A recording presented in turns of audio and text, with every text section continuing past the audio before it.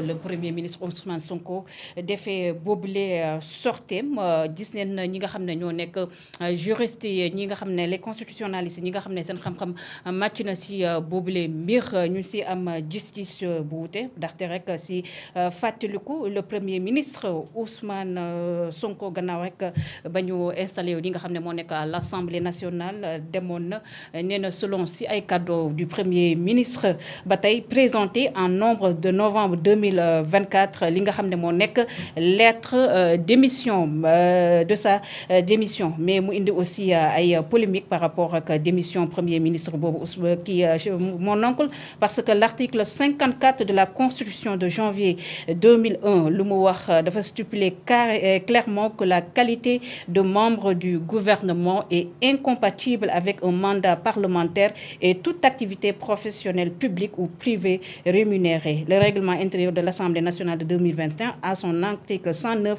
réaffirme cette incompatibilité Clédor. Donc lan moo suscité li nga xam ne moo nekk polémique bi ndax Ousmane Sonko war na mën a dellu Assemblée nationale ou pas si toutefois le cas de figure boobu dafa posé wu. D'abord, même à l'endroit de la régie, me signaler qu'il y a erreur sur la date. On n'est pas le 5 juillet aujourd'hui. Parce qu'il y a un internaute qui a signalé qu'il s'est trompé.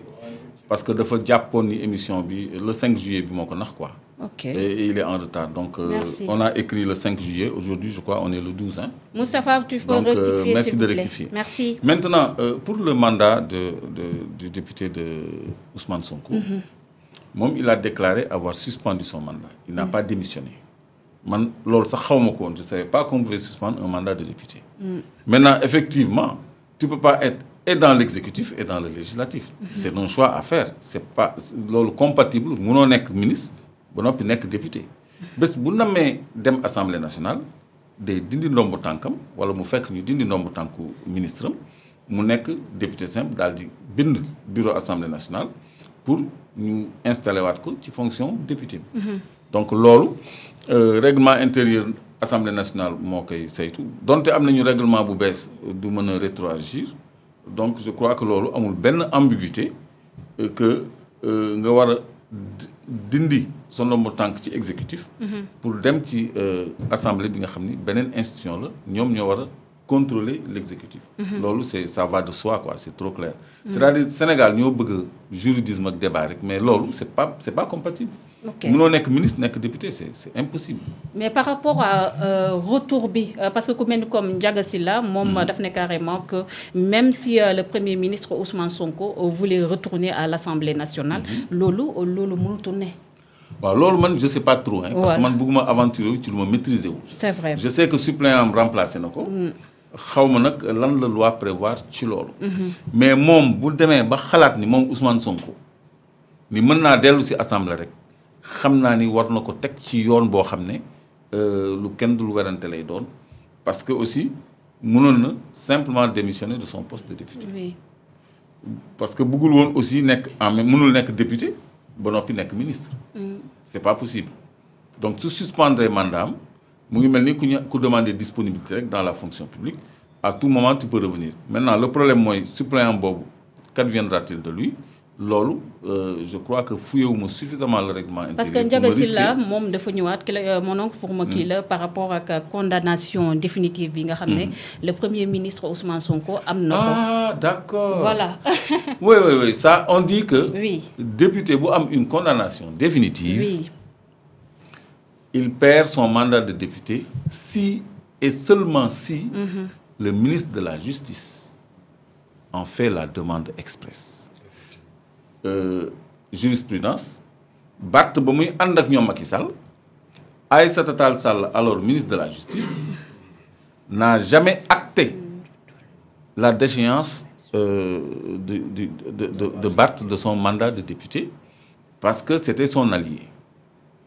Mais il a fallu que le nouveau ministre saisisse l'Assemblée rek ñu exécuter. Donc Barth à un moment donné sax doon na def clin d'œil à cette Tall Sall parce qu'il aurait suffi que mu déposer lettre. Donc kooku c'est à la discrétion du gouvernement Sonko. Pour que ñu ministre bi déposer Assemblée nationale lettre buy déchoir Sonko de son mandat day dépendre ci gouvernement moom. Mais fàttali rek ni Sonko dinaa ci ñëwaat. Oui. C'est un premier ministre assez spécial. qui a désigné un président qui a été élu président de la République, un candidat plutôt qui a été élu président de la République. Mon mu jiite liste dem am majorité 130 députés à l'Assemblée nationale. Il a rappelé que tous les maires, la plupart, moom moo tax ñu am ndombo tànku maire. Donc c'est un faiseur de roi. Kooku je vois aucun ministre buy bind assemblée pour mu déchoir ko de son mandat de député bu fekkee ni dafa bëgg a libérer wu de ses charges au sein de l'exécutif pour retrouver sa station parlementaire. Parce que le pouvoir est entre ses mains en fait. Loolu, il n'y a aucune raison de s'en inquiéter parce qu'aucun ministre ne va déposer cette lettre à l'encontre. Comme Aïssata Tall ne l'avait pas fait du temps de Barth. Donc cet argument de Ndiaga Sylla est subordonné à la lettre du ministre de la Justice. Bu ko bindul teg ko ci table assemblée mandat bi du dañ. Merci il a juste qu'à faire le mort et puis c'est tout. Ça, c'est pas un problème. Merci mon Il y a un autre débat même sur l'éligibilité de Ousmane Sonko par rapport toujours à cette condamnation de victime. Mais il y a un problème. Non. Merci mon oncle pour ces éclairages.